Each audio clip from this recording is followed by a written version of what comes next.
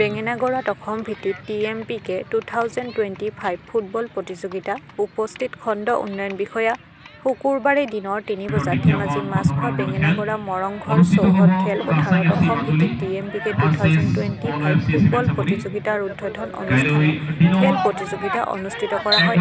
আজি উক্ত অনুষ্ঠানত আগন্তুক দিনত গাঁও অঞ্চলৰ প্ৰতিভাৱান খেলুৱৈসকলক আগুৱাই নিয়াৰ ক্ষেত্ৰত আলোচনা কৰাৰ লগতে বিভিন্ন বিষয়ৰ ওপৰত আলোচনা কৰা হয়।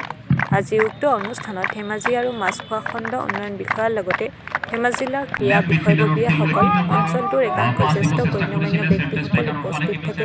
একেবাৰে আগত কিছু আগত আছিল সেট ব্যাক পজিশনত খেলুৱৈ সেইকাৰণে হালকিছি কিছু ডিফ্লেকশন আৰু ডিফ্লেকশনৰ জৰিয়তে এবাৰ বল আছে AP11 খেলুৱৈৰ উপৰি বল সেটা মিডফিল্ডাৰ পৰিক্ৰমা বেঙেনাগড় আঞ্চলিক কমিটিৰ আমি TMPK কাপ অনুষ্ঠিত কৰি আহিছোঁ। প্ৰাইজ মানি আমন্ত্ৰণীমূলক প্ৰাইজ মানি ফুটবল প্ৰতিযোগিতাখনি তাৰে আজি 2025 চনৰ আজি আৰম্ভণি খেল। আজিৰ খেলখনত অংশগ্ৰহণ কৰিছে DMSFC ঢকুৱাখানা আৰু AP11 লখিমপুৰ। আৰু আজি আমাৰ এই খেলখনত উদ্বোধক হিচাপে উপস্থিত আছিলেহি মাছখোৱা উন্নয়ন খণ্ডৰ খণ্ড বিষয়া আৰু ধেমাজি উন্নয়ন খণ্ডৰ খণ্ড বিষয়া আৰু লগতে আমাৰ ধেমাজি জিলা ক্ৰীড়া সন্থাৰ বিষয়ববীয়া আমাৰ লগত উপস্থিত আছিলেহি।